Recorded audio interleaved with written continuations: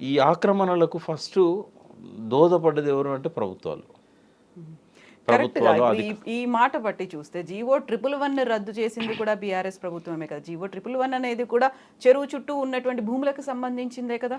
అంటే అది అది రద్దు చేయడం వేరే నేపథ్యం. ఎట్లా అంటే మలినమైపోయినాయి. హిమాయత్ సాగర్, గండిపేట వాటర్ అంతా కూడా ఆ పైన ఫామ్ హౌజులు కానీ, ఇండస్ట్రీస్ కానీ, రకరకాల ఇల్లీగల్‌గా వచ్చిన కాలనీస్ కానీ, అన్నిటికంటే ఎక్కువ ఈ వ్యవసాయంలో వాడుతున్న పురుగు మందులు, ఎరువులు వీటన్నిటి వల్ల తాగడానికి పనికి రాకుండా అయిపోయినాయి హిమాయత్ సాగర్ వాటర్ ఇది. ఇక అది ఆ జియో తెచ్చిందే తాగునీటి జలాశయాలను కాపాడుకోవాలని. అదే లేనప్పుడు ఇంకా జియో వల్ల సార్థకత ఏంది? దానివల్ల అటు గ్రోత్ ఆగిపోయింది. ఆ విలేజర్స్ అంతా సఫర్ అవుతున్నారు. వాళ్ళకు పిల్లలు, గ్రాండ్ చిల్డ్రన్ అయిన్లు, కానీ వాళ్ళు ఏం కట్టుకోవడానికి పర్మిషన్స్ ఉండవాడా? అంటే ఏ రకంగా చూసినా కూడా 111 జియోలో మార్పులు తీసుకురావాల్సిన అవసరం ఉండే. హ్మ్. అందుకే ఒక ప్రయత్నం అయితే బీఆర్ఎస్ ప్రభుత్వం చేసింది. వాళ్ళు ఏమన్నారంటే ఈ జలాశయాల్లోకి కలుషిత నీరు రాకుండా ఆపడానికే మేము ఇది చేస్తున్నాము. దాన్ని ప్యూరిఫై చేసి ఆ వాటర్‌ను జలాశయాల్లోకి పంపిస్తాము. ఈ జలాశయాలను మేము గోదావరి వాటర్‌తో నింపి మంచినీటి జలాశయాలుగా మార్చుకుంటాము. మురికి నీరు రాకుండా వాటిని ఎస్టీపీలు పెట్టి ప్యూరిఫై చేసి ఆ ఎస్టీపీ ద్వారా వచ్చిన వాటర్‌ను కూడా ఫార్మ్స్‌కి ఇస్తాం తప్ప ఇలా కలపం మేము. ఇవన్నీ చెప్పింది. సోమేష్ కుమార్ ఆధ్వర్యంలో కమిటీ కూడా వేశారు. తర్వాత అది ఏం కాలేదు. ఇప్పుడు అది $1 మిలియన్ ప్రశ్న.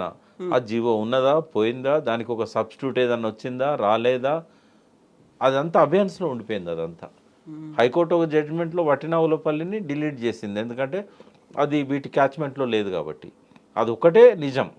111 జీవో పరిస్థితి ఏందనేది ఇప్పుడున్న రేవంత్ రెడ్డి సర్కారే దాని మీద క్లారిటీ ఇవ్వాల్సిన అవసరం ఉంది. బట్ ఏది ఏమైనా హైడ్రా అనేది ఉండాలి. హ్మ్. అది కేవలం తెలంగాణలో సిటీలకే పరిమితం కాకూడదు. మొత్తం తెలంగాణకు వర్తించేటట్టు ఉండాలి. తర్వాత ఇప్పుడు హైడ్రా చట్టబద్ధత లేదు. ఇప్పుడు ఎవరు హైకోర్టుకు పోయినా కూడా హైడ్రా తప్పవుతుంది. స్టే వస్తుంది. స్టే వస్తుంది. ఎందుకంటే హైడ్రాకి ఇంతవరకు చట్టబద్ధత రాలేదు. వాళ్ళెవరు కూలగొట్టడానికి. రెండవది ఏంటంటే ముందు దాన్ని అసెంబ్లీలో ఒక చట్టం తీసుకొచ్చి ఆ చట్టం ద్వారా ఈ పరిధులన్నీ డిసైడ్ చేయాలి. అప్పుడు అపోహలు ఉండవు. రెండవది ఏంటంటే ఈ ఇంప్లిమెంట్ చేసే క్రమంలో పేద ప్రజలను, బస్తీలను కూడా టార్గెట్ చేస్తారా? అమాయకులను కూడా బలి చేస్తారా? ఎగ్జెంప్షన్స్ ఏమున్నాయి? విద్యా, వైద్యానికి ఎగ్జెంప్షన్స్ ఉన్నాయి. అక్కడ హాస్పిటల్స్ కట్టాము, స్కూల్స్ కట్టాము అంటే దేనికి ఎగ్జామ్షన్ ఉండకూడదు. హ్మ్. జలవని ఇప్పుడు నేను మొత్తం భారతదేశంలో వర్షాధార నదులకు చైర్మన్గా ఉన్నాను నేను. Indian peninsular river basin council chairman. ఏ రాష్ట్రంలో పోయినా నేను మంత్రులతో డయాస్ షేర్ చేసుకుంటున్న వాళ్ళు ఏ పార్టీ వాళ్ళైనా ఒకటే చెప్తున్నాం, జలాశయాల పరిరక్షణ అనేది భవిష్యత్ తరాల కోసం. హ్మ్. ఈ నేచర్ను మనం కాపాడడానికి వచ్చాం తప్ప కలుషితం చేయడానికో నాశనం చేయడానికో రాలేదు.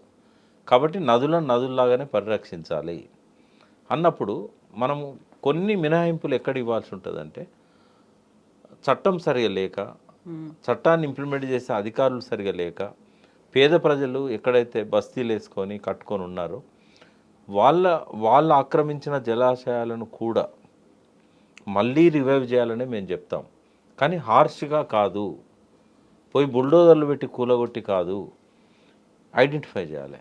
ఇది రేవంత్ రెడ్డి గారు కూడా వినాలి. ఎందుకంటే ఓల్డ్ సిటీలో కానీ, హైదరాబాద్ సిటీలో కానీ దాదాపుగా 2000 బస్తీలు ఉన్నాయి. ఈ 2000 బస్తీలలో చాలా వరకు నాలాల మీద కట్టారు, జలాశయాల మీద కట్టారు, ఎఫ్టీఎల్లలో కట్టారు, బఫర్ జోన్లలో కట్టారు.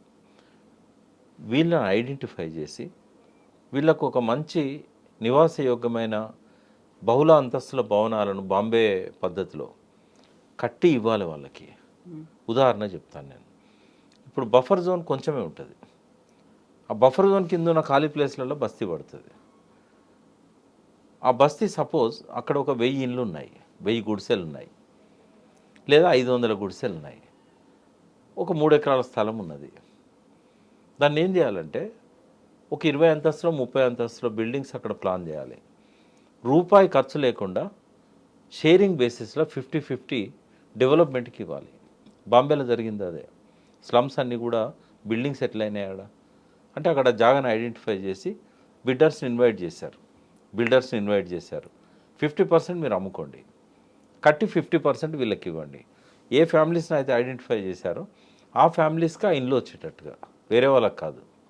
ఈ రకంగా అది చేయగలిగితే ఈ నాలాలను మళ్ళీ మనం రివైవ్ చేయగలుగుతాము. అయితే షార్ట్కట్ మెథడ్స్ కోసం కేటీఆర్ గారు ఏం చేశారంటే 2 సార్లు వరదలు వచ్చినాయి, భారీ వరదలు. ఆ చరిత్ర ఎన్నడూ ఎరగని వరదలు అవి హైదరాబాద్ సిటీలో. రెయిన్ఫాల్ కూడా అట్నే వచ్చింది. ఎప్పుడైతే అట్లా వచ్చిందో దాదాపు మనకు 1000 మిల్లీమీటర్స్ ఇట్లా ఒక్కరోజు పడ్డా వర్షాలు, 800 ఇట్లా వచ్చినప్పుడు. అప్పుడు ఏమైంది, ఒక వరదల్లోనేమో 65 మంది 70 మంది చనిపోయారు. ఇంకో వరదల్లో కూడా దాదాపు 50 మంది పైన చనిపోయారు. ఆయన ఆలోచించి ఏం చేశాడు, కొంతమంది విషయ పరిజ్ఞానం ఉన్న వాళ్ళని కూర్చోబెట్టుకొని అయిపోయినాయి బిల్డింగ్స్ అన్నీ అయిపోయినాయి. పెద్ద పెద్ద బిల్డింగ్స్ బాచుపల్లి కానీ ఇట్లాంటి కాడ 13 అంతస్తులు 20 అంతస్తుల బిల్డింగ్స్ వచ్చేసినాయి. ఇప్పుడు అవన్నీ కూలగొట్టలేము, ఆల్టర్నేటివ్ ఏమున్నది అని ఏం చేశాడంటే రోడ్లు ఉంటాయి కదా, రోడ్లను ముందు డిస్మాంటిల్ చేశాడు. చేసి రోడ్ల కింద పెద్ద పెద్ద కాలువలు తవ్వారు, మా పైన స్లాబ్ వేశారు. అంటే ఆ ఫ్లడ్ను రోడ్డు కిందికి వెళ్ళే డైవర్ట్ చేసేటట్టు స్ట్రాటజిక్ నాలా డెవలప్మెంట్ ప్రోగ్రామ్ అని చెప్పి ఎస్ఎన్డిపి, దానికి ఒక 1000 కోట్లు పెట్టాడు. అట్లా చేయడం వల్ల ఇక ఆ తర్వాత వరదలు ఎప్పుడు కూడా ఎవరు చనిపోలేదు, ఎక్కడ మునిగిపోలేదు. అయితే ఇప్పుడు ఇంత జరిగిన తర్వాత చెరువుల మీద ఇప్పుడైతే ఫోకస్ పెట్టారో, లేకుంటే హైడ్రాని మీరు స్వాగతిస్తున్నప్పటికీ గత 10 ఏళ్ల కాలం చూసుకున్నప్పుడు చెరువులకు సంబంధించి కేసీఆర్ సర్కార్ ఏం చేసింది? మీరు చెప్పినటువంటి ఇంప్లిమెంటేషన్స్ కావచ్చు, సలహాలు సూచనలు, వాటన్నిటిని అసలు పాటించారా? ఇప్పటిదాకా ఈ పరిస్థితికి ప్రధాన కారణం గత ప్రభుత్వాలు ఇచ్చినటువంటి అనుమతులే అనేది ఇప్పుడున్నటువంటి వాదన కాబట్టి. ఈ పాపంలో అందరు ఉన్నారమ్మా. అయితే ఎక్కువ భాగం కాంగ్రెస్ది. 1956 నుంచి ఎన్టీ రామారావు గారు వచ్చేదాకా పరిపాలన చేసింది వాళ్ళు. ఆ టైంలో జడ్జిమెంట్స్ లేవు కాబట్టి ఇండస్ట్రియల్ ఎస్టేట్స్ల కోసం కూడా చెరువులను మాయం చేశారు, ఆఫీసుల కోసం మాయం చేశారు. ప్రభుత్వాలే మాయం చేస్తున్నప్పుడు ఇక ప్రజలకు కూడా స్వేచ్ఛ దొరికింది. ఎందుకంటే అవన్నీ కూడా ప్రజల భూములు. మా పట్టా ఉంది, మేము దున్నుకుంటాం, మేము బిల్డింగ్ కట్టుకుంటాం, మేము షెడ్ వేసుకుంటాం, మేము ఫంక్షన్ హాల్స్ కట్టుకుంటాం. ఇట్లా ఆ పీరియడ్లో దాదాపు 3/4 పోయినాయి. 3000 చెరువులు ఉన్నాయి అనుకుంటే 800 మిగిలినాయి. ఆ తర్వాత ఏది 90 నాటికి. ఆ తర్వాత టీడీపీ సర్కారు, తర్వాత మళ్ళీ కాంగ్రెస్ సర్కారు. ఈ 20-30 ఏళ్ళ పీరియడ్లో ఆ 800 పైన ఉన్నాయి, 250కి వచ్చినాయి. థ్యాంక్స్ చెప్పాలి కేసీఆర్ గారికి. ఎందుకంటే ఫస్ట్ ఆయన ఏం చేశాడు, ముందు వాటిని అంతా సర్వే చేయించాడు, డిజిటలైజ్ చేశాడు, ఫెన్సింగ్ పెట్టించాడు. ఇంకా ఫెన్సింగ్ పెట్టడానికి అవకాశం లేని కాడ సైకిల్ ట్రాక్ పెట్టించారు. అంటే సైకిల్ ట్రాక్ రౌండ్ ఉంటే ఇంకా దాన్ని ఎవడు కబ్జా చేయడు కదా. వాడు చెరువును కబ్జా చేయాలంటే ముందు సైకిల్ ట్రాక్ను కబ్జా చేయాలి. వాకర్స్ వచ్చి గొడవ చేస్తారు. ఇవి చేయడం వల్ల సిటీలో ఇవాళ చెరువులు దక్కినాయి. చాలామంది అంటున్నట్టుగా బీఆర్ఎస్ ప్రభుత్వంలోనే చాలా చెరువులు మాయమైనాయి అనేదాన్ని నేను వ్యతిరేకిస్తాను. నేను జలవనరుల శాఖ చైర్మన్ ఉన్నప్పుడు కూడా నేను ప్రతిదీ పరిశీలించాను. ఎక్కడ తప్పు చేసింది బీఆర్ఎస్ అనేది నేను చెప్తాను. ఇది మంచి చేసింది, చెరువులో ఫెన్సింగ్ వేయడము అవన్నీ చేయడం అదంతా కూడా చేసింది. అయితే కొంతమంది అధికారులు దశాబ్దాల నుంచి పాతుకపోయిన వాళ్ళు ఉన్నారు. ఈ జిహెచ్ఎంసీల వాటర్ బాడీకి సంబంధించిన దానిలో ఇన్ఛార్జీలుగా, సూపరింటెండింగ్ ఇంజనీర్స్గా, ఈఈలుగా వీళ్ళకి నెక్సెస్ ఉన్నది బిల్డర్స్తోని. ఎక్కడెక్కడైతే బిల్డర్స్ ఎఫ్టీఎల్లో కానీ బఫర్ జోన్లలో కానీ పర్మిషన్లు అడిగారో కొన్ని మినహాయింపులతోని వాళ్ళకు అనుమతులు ఇచ్చారు. అది బీఆర్ఎస్ చేసిన తప్పు. అది హైలీ పొలిటికల్ ఇన్ఫ్లుయెన్స్ ఉన్న వాళ్ళ ద్వారా జరిగినాయి అవి. ఉదాహరణ మైనంపల్లి సోదరుడు ఇక్కడ కామన్ చెరువు కింద, మైసమ్మ చెరువు కామన్ చెరువు మధ్యలో ఉన్న ప్లేస్లో ఆయన ల్యాండ్ కొనుక్కున్నాడు. ఆ ల్యాండ్ పట్టా ల్యాండే, కానీ నాలో ఉంది, బఫర్ జోన్ ఉంది అని మళ్ళీ వాసవి వాళ్ళకి అమ్మాడు. వాళ్ళు ఏం చేస్తారు, డాక్యుమెంట్స్ కరెక్ట్ ఉన్నాయి కదా కొనేస్తారు. కానీ తర్వాత ఇరిగేషన్ వాళ్ళు అప్పుడేదో చూచున్నట్టు వదిలేస్తారు.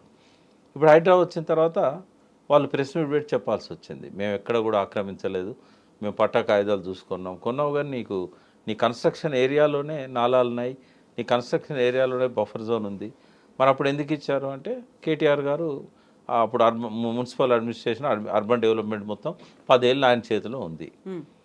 ఈయన పార్టీ ఎమ్మెల్యేనే కాదు నగరానికి అధ్యక్షుడు. ఎట్లా కాదంటాడు? ఈ ఒత్తిళ్ళ వల్ల కొన్ని తప్పులు టీఆర్ఎస్ చేసింది. అసలే భాగం లేదని నేను అన్నా. మనం ఏం చేద్దామంటే 2014 కంటే ముందు ఎన్ఆర్ఎస్ఏ నుంచి మ్యాప్స్ తీసుకుందాం. ఈ 2024 ఎన్ఆర్ఎస్ఏ మ్యాప్స్ తీసుకుందాం. చాలా క్లియర్గా ప్రతి చెరువులో టీఆర్ఎస్ చేసిన పాపం ఏందనేది బయటపడుతుంది. ఇది కంపేర్ చేస్తే టీడీపీ కాంగ్రెస్ చేసిన దానిలో 10% కాదు అనేది నేను చెప్పదలుచుకుంది. వీళ్ళేం పవిత్రులని నేను చెప్పను, చాలా జరిగినాయి. కానీ ఎవరైతే ఇన్ఫ్లుయెన్స్డ్ పర్సన్స్ ఉన్నారో వాళ్ళు చేశారు. కాకుండా ఇప్పుడు ఉన్నటువంటి ఈ పరిస్థితికి అందరూ చేసింది ప్రధాన కారణం అనుకుంటే, ఇప్పుడు ఇక్కడ నుంచి ఇలాంటి పరిస్థితి రాకుండా ఉండాలి, కనీసం ఉన్నటువంటి చెరువులనైనా జాగ్రత్తగా కాపాడుకోవాలి, మాయం అయిపోకుండా అవి మరణించకుండా చూడాలి అనుకుంటే ఏం జరగాలంటారు? అంటే ఇది ప్రజల్లో చైతన్యం ఉంటే అవుతుంది. ఒక రేవంత్ రెడ్డి నిజంగానే చేయాలని ఆయన అనుకున్నా కూడా దింపేస్తారు ఆయన్ని. రంగనాథ్ లాంటి సిన్సియర్ ఆఫీసర్స్ని ముందు పెట్టి చేయాలని ఒక సిన్సియర్ ఎఫర్ట్ ఆయన పెడితే కనుక 3 నెలల కంటే ఎక్కువ ఉండడు రేవంత్ రెడ్డి, దించేస్తారు. ఎందుకు అనంటే శాసనసభ్యులకు సంబంధాలు ఉంటాయి, నేరుగా వాళ్ళకు వాటాలు ఉంటాయి. ఒకటి గుర్తుపెట్టుకోండి, ఎక్కడైనా చెరువులో ఆక్రమణ జరిగిందంటే స్థానిక ఎమ్మెల్యేకి తెలియకుండా జరగదు. అక్కడ కట్టే అపార్ట్మెంట్లు కానీ విల్లాస్లలో కానీ వాళ్ళకి షేర్ ఇవ్వకుండా అస్సలే జరగదు. ఎందుకంటే అధికారులు చాలా స్ట్రిక్ట్ ఉంటారు, కానీ పొలిటికల్ లీడర్స్ వాళ్ళను ఓవర్ పవర్ చేస్తారు, మినిస్టర్లతో కూడా అట్లా చేయిస్తారు. ఇంకా అక్కడ సెంట్రలైజ్డ్ పవర్ ఉండేది టీఆర్ఎస్లో. అన్లెస్ కేటీఆర్ కనుక డిసిషన్ తీసుకోకపోతే ఏది జరిగేది కాదు. కానీ ఇక్కడ ఎవరికి వాళ్ళే హీరోలు కదా కాంగ్రెస్లో. స్థానిక కార్పొరేటర్ దగ్గర నుంచి రేవంత్ రెడ్డి దాకా అధికారులు అందరికీ భయపడాల్సిందే. అప్పుడు అట్లా లేకుండే, ఎంత పెద్ద అధికారి అయినా కూడా మీరు కేటీఆర్తో ఫోన్ చేయించండి అని చెప్పేవాడు. కానీ ఇప్పుడు అట్లా కాదు, స్థానిక కార్పొరేటర్ కూడా పోయి బెదిరించే పరిస్థితి వచ్చింది. కాబట్టి ఇంకెక్కువ కబ్జాలు అవుతాయి. హైడ్రాన్ కనుక ఆయన జాగ్రత్తగా చేయాలనుకున్నట్టయితే ఈ నియమాలు కరెక్ట్గా పెట్టుకోవాలి, అఖిలపక్షాన్ని పరిగణలోకి తీసుకొని వాళ్ళందరూ ఒపీనియన్స్ తీసుకోవాలి. తర్వాత సిటిజన్స్ కమిటీలు ఉన్నాయి, తర్వాత వెల్ఫేర్ అసోసియేషన్స్ ఉన్నాయి. పేదలను హరాజ్ చేయకుండా వాళ్ళకి ఆల్టర్నేటివ్ ఏర్పాటు చేయాలి. ఎవరైతే బిల్డింగ్స్ కట్టారో ఓవర్ నైట్లో కూలగొట్టకుండా వాటి మీద ఏమైనా కోర్టు కేసులు ఉన్నాయా, ఇందులో అధికారుల లోపాలు ఏమున్నాయి, పర్మిషన్లు తీసుకొని కట్టారా తీసుకోకుండా కట్టారా, ఇవన్నీ కూడా మ్యాటర్ అవుతాయి. ఒకటేంటంటే పర్మిషన్లు తీసుకోకుండా కట్టిన రంగనాథ్ గారు అంటున్నారు, పర్మిషన్లు తీసుకోకుండా ఆక్రమించి కట్టిన వాటిని మేము కూలగొట్టే అధికారం ఉంది అన్నారు. అది తప్పు. పర్మిషన్లు తీసుకోకపోయినా కూడా ఒక ప్రాపర్టీ అక్కడ వచ్చింది అని అంటే అది కూలగొట్టే రైట్ లేదు, కోర్టు ద్వారా ఆర్డర్ తేవాల్సిందే. అది ఆయన సరి చేసుకోవాల్సిన అవసరం ఉంది. లీగల్గా కోర్టులు స్టే ఇస్తాయి వాటికి. దుర్గం చెరువు మీద ఎప్పుడో కోర్టు జడ్జిమెంట్ ఉంది. దాదాపు 3/4 దుర్గం చెరువునంతా కూడా బిల్డింగ్స్ కట్టేశారు. వాళ్ళను అవన్నీ కూల్చేయమని చెప్పి ఆర్డర్స్ ఉన్నాయి, వాళ్ళని తీసేయాలి అక్కడి నుంచి అని చెప్పి, చెరువుని రివైవ్ చేయాలని ఉన్నాయి. బట్ ఏ ప్రభుత్వం అయినా సాహసం చేస్తుందా? చేస్తే ఆ ప్రభుత్వం బట్టగట్టగలుగుతుందా, మనగలుగుతుందా? ఇంకోటి రాబోయే 2 years లోపలనే 2 years కూడా లేవనుకుంటా జిహెచ్ఎంసీ ఎలక్షన్స్. ఇప్పుడు ఇది ఇంకా ఇప్పుడు ఏం చేశాడు ఆయన, మున్సిపాలిటీలను కార్పొరేషన్లను అన్నింటిలా తీసుకొస్తున్నాడు. తీసుకొచ్చినప్పుడు ఓఆర్ఆర్ కాకుండా ఓఆర్ఆర్కు బయట ఉన్నాయి కూడా మున్సిపల్ ఏరియా కింద ఉన్నాయి. ఇప్పుడు శంషాబాద్ మున్సిపాలిటీ ఉంది, శంషాబాద్ ఓఆర్ఆర్ కవతలు కూడా గ్రామాలు ఉన్నాయి. అట్లాగే మొన్న అమీన్పూర్ ఇవన్నీ ఉన్నాయి. ఎప్పుడైతే ఇవన్నీ కూడా ఒకే గ్రేటర్ హైదరాబాద్ కిందికి వస్తాయో మరి దాదాపుగా 800 చెరువులను రివైవ్ చేయాల్సిన బాధ్యత కూడా ఈ హైడ్రా మీద పడుతుంది. పడప్పుడు ఎట్లా సాధ్యమవుతుంది? మరి రేపు ఎలక్షన్స్ను వదులుకోదలుచుకుంటేనే ఆ పని చేయాలి. జిహెచ్ఎంసీలో ఒకవేళ వదులుకున్నారనుకో రేవంత్ రెడ్డి బాధ్యుడు అని చెప్పి దించేస్తారు. అంటే ముఖ్యమంత్రి ఎంతకైనా తెగించవచ్చు, కానీ తన కుర్చీ పోతుందంటే మాత్రం వాడు తెగించడు. ఎందుకంటే ఆ కుర్చీ కోసం ఏం చేయడానికైనా రేవంత్ రెడ్డి సిద్ధం. కాబట్టి కూల్చివేతలు అవుతాయి, ఈయన ట్రాన్స్ఫర్ అవుతాడు రంగనాథ్ గారు, ఆ తయారు చేసే చట్టంలో బలహీనతలు ఉంటాయి, వీళ్ళే అడ్వైజ్ చేస్తారు, మేము బుల్డోజర్లు తీసుకొని వస్తాం, మీరు కోర్టు పోయి స్టే తీసుకోండి అని చెప్పి ఓ రోజు ముందే చెప్తారు వాళ్ళకి. అంటే చేసినట్టు ఉండాలి, వాళ్ళు స్టే తీసుకొచ్చినట్టు ఉండాలి. కాబట్టి ఇవన్నీ కూడా తూట్లు పొడిచే ప్రయత్నాలు మొదలవుతాయి. కావాలని ప్రభుత్వమే చేస్తుంది. ఎందుకంటే ఒకవేళ కరప్ట్ ఆలోచనతో రేవంత్ రెడ్డి ఉన్నట్టయితే డబ్బులు సంపాదించుకోవడానికి ఇది మంచి అవకాశం. ఒకవేళ నేను సీఎం పొజిషన్లో ఉన్నా, నాకు ఈ పిచ్చి డబ్బు అక్కర్లేదని ఆయన అనుకుంటే ఆయన పేరు 10 కాలాల పాటు ఉంటుంది. ఆయన ఆలోచించాలి. ఎందుకంటే ఎంత సీఎం లాంటి స్థాయి వ్యక్తికైనా ఆ కుటుంబానికైనా ఎంత డబ్బు కావాలి?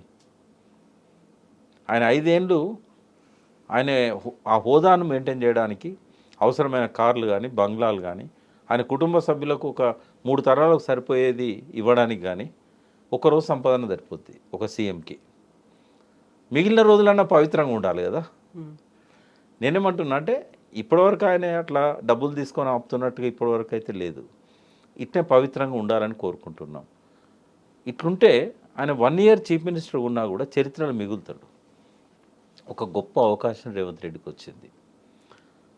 ఇంతకుముందున్న ముఖ్యమంత్రులు అందరూ చేసిన తప్పులను తను చేయకుండా ఉండడానికి, భేషాన్ని అనిపించుకోవడానికి.